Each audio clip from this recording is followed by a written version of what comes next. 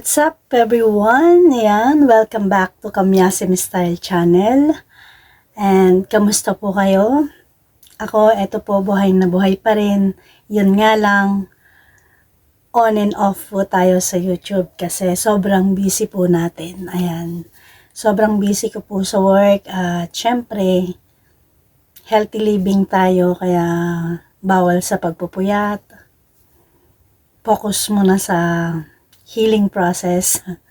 Ayan. So, gawa ng nagkaroon po ako ng time ngayong gabi,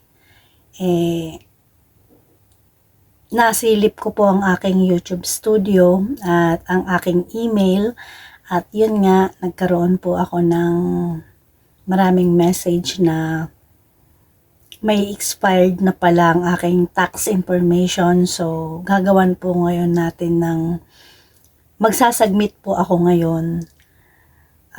Hindi man kasali ang Hong Kong sa tax treaty, pero magsasubmit pa rin po ako ng new form kasi magi-expired na nga siya nitong December 31. So, ayan, gagawa lang po ako para kahit papano gagana pa rin yung aking YouTube. Tandang-tanda ko pa, last month pa yung huling upload ko at hindi ko na nasundan, pero this time gagawa po ako. So, ito po yung notification from Google AdSense na kinakailangan ko nga daw pong mag-submit ng new form dahil kung hindi, may expired po sa December 31 ang aking tax information.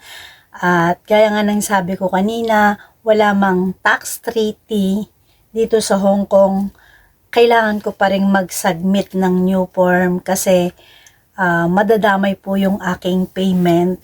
Kung sakasakaling mabuo ko na naman po yung 800 HKD na threshold, hindi ko po yun matatanggap, hindi yun papasok sa aking bank account kung sakasakali na hindi po ako makapag-submit.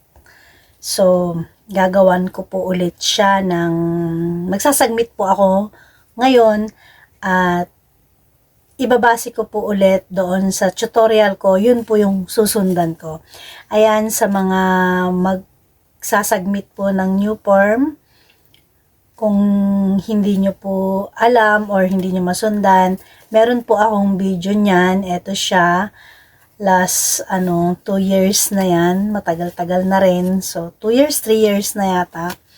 So yan pa rin po yung susundan ko. So ayan guys, nakapag-submit na po ako, approve na siya. Next expiration niya is December 2028 na.